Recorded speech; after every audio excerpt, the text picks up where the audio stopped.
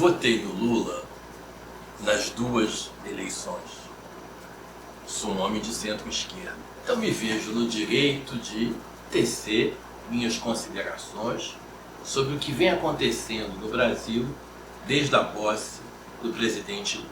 A primeira coisa que devo confessar para vocês é que ele tem feito uma revolução. Em um mês ele conseguiu tanta coisa que a gente já agradece o poder dele e da sua equipe em mudar o Brasil.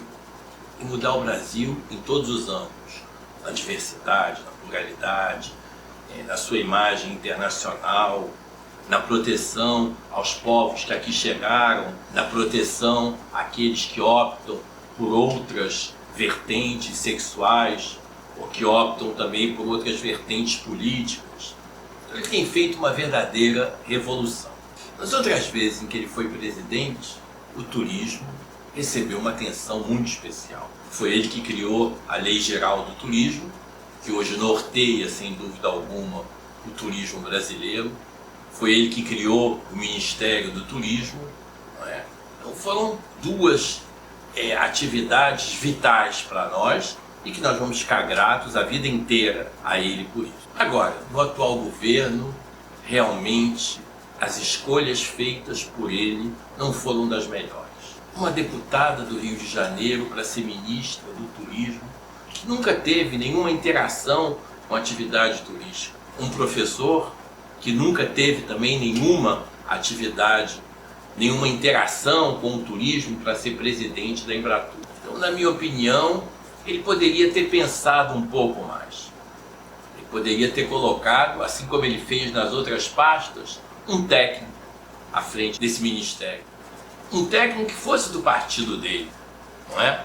Mas um técnico. Eu acho que a ministra está um pouco perdida. Já o presidente da Embratur, professor Freixo, a quem eu tenho muito respeito, tem conseguido, de alguma forma, se cercar de uma diretoria mais técnica. Isso é muito importante. Quer dizer, as diretorias, as gerências, ele está colocando técnicos nessas áreas, sem dúvida alguma, que vão poder assessorá-lo. Então isso eu acho muito importante. Nas recentes reuniões que ele tem feito com o trade turístico, é engraçado porque pessoas que sempre foram contra o governo Lula, que sempre foram contra a esquerda, não é? Agora estão de braços abertos. Todos nós temos, na realidade, memória, não é? Pessoas, por exemplo, que foram bolsonaristas durante todo o governo e que sempre criticaram os movimentos mais avançados. Outro dia, só para vocês terem noção, fizeram uma reunião aqui no Rio de Janeiro, duas, aliás, uma inclusive no hotel na Zona Sul, onde deixaram de convidar várias lideranças que eram importantes estarem lá. Não sei porquê, quer dizer, não sei quem foi que fez, por exemplo, a lista de convidados do Copacabana Palace, porque deixaram de convidar várias pessoas que poderiam contribuir e que não querem nada em troca, não é? Há várias pessoas que querem contribuir com o governo Lula, mas elas não querem nenhum lugar, em nenhum conselho de administração de nenhuma empresa, não querem nenhum lugar no conselho de turismo, não querem nenhum recurso específico para elas, elas querem simplesmente ajudar. Deixaram de ser convidados. A ministra e o professor Freixo precisam se aproximar de pessoas que têm opiniões diferentes daquelas que normalmente o trade turístico tem. Que é um trade turístico, na realidade, que não se opõe a nada. Eu vejo, por exemplo, aqui no Rio de Janeiro, quando houve, por exemplo, a invasão dos 3 poderes em Brasília, nenhuma associação de classe se pronunciou. Nenhuma fez nenhum protesto aqui no Rio de Janeiro, excetuando a Associação dos Embaixadores de Turismo do Rio de Janeiro. A Viviane foi lá e emitiu, na realidade, o seu parecer de uma associação que representa a pluralidade, que representa a democracia, que consegue conviver com pessoas que não pensam da mesma maneira que nós. Foi lá, na realidade, e fez um protesto contra uma invasão, na realidade, feita por vândalos, por terroristas. As outras se omitiram. Há uma omissão constante das entidades de turismo. Constante. Não é da agora, não. Isso, na realidade, né, são pouquíssimos os presidentes de associações de classe que têm coragem, na realidade, de dizer que alguma coisa está errada e que eles, na realidade, pleiteiam melhorias. São pouquíssimos. Na realidade, a gente vê ali um grupo de amigos, não é? São sempre as mesmas pessoas que presidem as associações, estão sempre juntas, é sempre o mesmo grupo que vai para frente, que vai para trás, que vai para cá. E eu fico um pouco preocupado com isso, porque o turismo não avança, sobretudo no Rio de Janeiro, que é um dos maiores produtos turísticos do país. Não é porque a ministra é do Rio de Janeiro e o presidente da Embratur é do Rio de Janeiro que nós vamos ficar felicíssimos a priori, sem saber exatamente o que eles pretendem desenvolver, o que eles pretendem fazer, como é que eles vão, na realidade, direcionar o seu trabalho. Nós temos que entender o seguinte: Ministério do Turismo é para estruturar as cidades como produtos turísticos. Essa é a função precípua do Ministério de Turismo. Na realidade, ele tem que estruturar as cidades. E para que ele possa estruturar, ele tem que trabalhar, na realidade, capacitação turística, ele tem que trabalhar infraestrutura, ele tem que trabalhar, sem dúvida alguma, qualificação e requalificação constante daqueles que estão à frente dos órgãos oficiais de turismo. Nós temos um problema muito grave no Brasil, é que sempre a atividade turística é, na realidade, o poder de barganha, como aconteceu agora com o Ministério de Turismo. Ninguém pensa, na realidade, em convidar uma profissional de turismo para o Ministério. Não, é aquele que a gente barganha. Vamos dar aqui o Ministério para esse partido, vamos dar a Embratur para esse político aqui, etc. Sempre o turismo está no poder de barganha. Então a gente olha no Brasil como um todo, nas secretarias municipais de turismo, os órgãos oficiais de turismo, são pouquíssimos aqueles que têm, na realidade, uma governança técnica. São pouquíssimos aqueles, na realidade, que têm uma vontade específica de desenvolver atividade turística. Ou eles, na realidade, começam a desenvolver projetos mirabolantes, ou eles fazem coisas que não servem absolutamente para nada, a não ser para o ego deles, aí vão para eventos, e vão para aqui, vão para lá, mas não serve absolutamente para nada, porque isso não está dentro de um planejamento. O que a atividade turística precisa é planejar. E como o presidente só vai ficar no poder 4 anos, tem que ser um planejamento, na realidade, a curto prazo. E esse planejamento, eu sempre, na realidade, trago essa informação, tem que, na realidade, medir aumento de fluxos turísticos. O que, na realidade, a gente precisa é aumentar o número de pessoas que nos visitam. A gente teve anos muito difíceis com a pandemia não acabou. Volta e meia, na realidade, ela vai nos assustar. Então a gente vai precisar estar constantemente pensando na Covid. Não pensem que é uma coisa momentânea. Ela tem que fazer parte, na realidade, do nosso dia a dia. Mas nós temos que viver. Com Covid ou sem Covid agora, nós já aprendemos a viver. A 5ª dose já está chegando aí. Mas nós temos que tomar, de vez em quando, algumas ações importantes. Por exemplo, e eu digo uma coisa para vocês mais uma vez, eu me sinto muito à vontade de falar no governo Lula, porque eu acredito no presidente Lula. Eu votei nele. Eu tenho fé, na realidade, na administração dele. Então, por isso que eu tenho, na realidade, essa vontade de vez em quando, emitir minha opinião. A ministra da Saúde, a doutora Anísia, não é? Que foi, na realidade, presidente da Fundação Oswaldo Cruz, e que é uma das maiores gestoras que nós temos, embaixadora de turismo, já está movimentando, colocou a vacinação só para o final do mês, a 5ª dose da Covid. Está errado. Desculpe, eu não sou médico, não é? Desculpe, eu não sou médico, mas a vacina teria que começar agora, porque durante o carnaval o Brasil vai receber um fluxo maior de turistas, não é? Sobretudo de turistas internacionais, que vão ter passado por vários aeroportos, que vão ter em algum momento ter contato com os chineses. A China, na realidade, nos preocupa muito, porque é um país com uma população muito grande, em que a doença, na realidade, vai aumentar, o número de contaminações tem aumentado e a gente não tem tido, na realidade, uma informação exata. Então, a vacina deveria ter começado agora, não é? Vamos, na realidade, vacinar os grupos prioritários. Vamos, na realidade, vacinar aqueles que trabalham diretamente com atividade turística, os guias de turismo, aqueles que trabalham nos hotéis, nos restaurantes.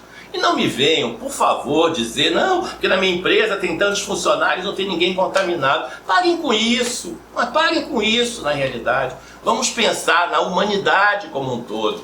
Não é? Vamos ter um espírito universal. As pessoas têm um espírito muito pequenininho, que na casa delas ninguém foi contaminado por Covid. Então não existe Covid. Capaz da pessoa ter coragem de dizer isso. É um pensamento tacanho você olhar só para a sua empresa. Você tem que olhar na realidade para a cidade como um todo, para o país como um todo, para o mundo como um todo. Esse é o grande compromisso daquelas pessoas que lutam por um mundo melhor.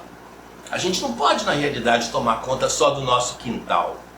O nosso quintal ele tem que estar limpo, mas a gente tem que ajudar também o vizinho, o outro que mora um pouco mais longe, um primo, a que as flores que estejam nos seus quintais possam também florescer e trazer um ar para nós todos. O governo Lula tem que mostrar na atual administração que ele veio para inovar na atividade turística.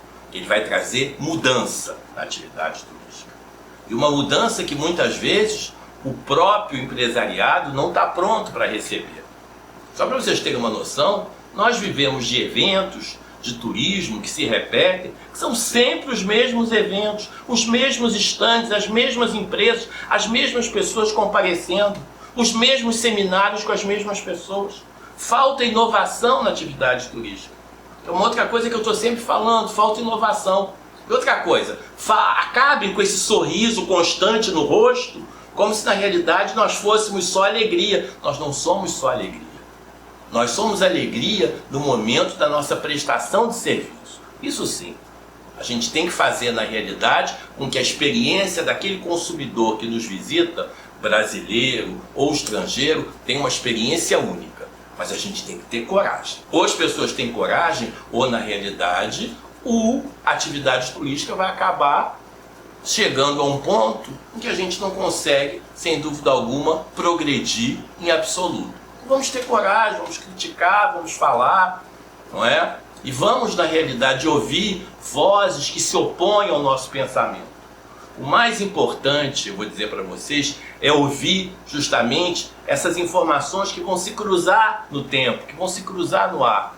Pessoas que pensam totalmente diferente, mas que vão trazer, sem dúvida alguma, um feedback para essa mudança. Então, o presidente Lula precisa fazer uma grande inovação no turismo. Precisa fazer, na realidade, grandes mudanças na atividade turística, no pensar do turismo, nas faculdades de turismo. Que é outro problema, as faculdades de turismo estão desaparecendo, não se fala mais, eu não vejo mais ninguém dizer que quer fazer faculdade de turismo. Elas estão desaparecendo, elas estão na realidade, são pouquíssimas as faculdades que conseguiram sobreviver. As que conseguiram sobreviver são as públicas, não é? E as particulares estão acabando, ou para poder sobreviver, se transformaram em EAD, o ensino à distância, que às vezes na atividade turística precisa, sem dúvida alguma, de laboratórios presenciais, enfim, precisa de algum contato efetivo nessas instituições de ensino. Mas eu penso, por exemplo, que nós já tivemos momentos de faculdades enormes, né? Nós já tivemos, eu me lembro aqui no Rio de Janeiro, a universidade já teve 3.500 alunos de turismo. Hoje, se você juntar todos os alunos que fazem turismo no estado do Rio de Janeiro, nós temos 298. Vejam, 298 alunos que fazem faculdade de turismo. Se nós na realidade juntarmos as instituições de ensino que oferecem o tecnólogo, não é? A gente passa na realidade para 442. Se juntarmos todas as formas de qualificação e capacitação que existem aqui, formação de guias, formação de agentes de viagem, de recepcionista, etc., a gente chega a 1.000, 1.100. É muito pouco, porque na realidade a gente se descuidou. Nós nos descuidamos da capacitação, da qualificação, até porque esse é outro problema do profissional de turismo, que se acha altamente qualificado. Ele se acha a priori altamente qualificado. Vou dizer uma coisa para vocês, durante muitos anos e até hoje, eu dou aula em cursos de pós-graduação de turismo. E quando eu pergunto dentro de uma sala de aula, que hoje é bem pequena, não é? Eu já dei aulas, na realidade, na Fundação Getúlio Vargas, em que eu tinha 50, 60 alunos fazendo pós-graduação em turismo. Hoje, quando eu vou dar alguma pós-graduação de turismo, eu tenho no máximo 20, 25 alunos dentro de sala de aula. Não é? 20, 25. Eu pergunto assim, quantos de vocês têm esse curso, na realidade, pago pela empresa onde vocês trabalham? Sabe quantos aparecem? 3 ou 4. Por quê? Porque as empresas não investem, elas não acreditam. Elas acham, na realidade, que a pessoa é que tem que se capacitar por conta própria. Não. As empresas têm que investir constantemente em seus colaboradores. Né? Elas têm que trazer para dentro da empresa ideias novas, para elas não ficarem, na realidade, com esse pensamento poluído que acaba fazendo com que a gestão das empresas seja completamente ultrapassada. Então tem que trazer um pensamento novo para dentro da empresa. E esse pensamento novo vem também da academia. Na academia nascem novas ideias, nasce discussão, nasce outro tipo da realidade de formação.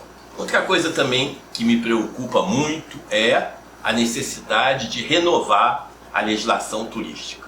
Nós temos que pegar a Lei Geral do Turismo e fazer uma série de mudanças para adequá-la. Temos que incentivar mais os brasileiros a viajarem pelo Brasil, mas não é atribuição do Ministério do Turismo querer reduzir as tarifas aéreas. Isso não é atribuição dele. Ele pode pleitear, ele pode, na realidade, criar novas expectativas de charter, etc.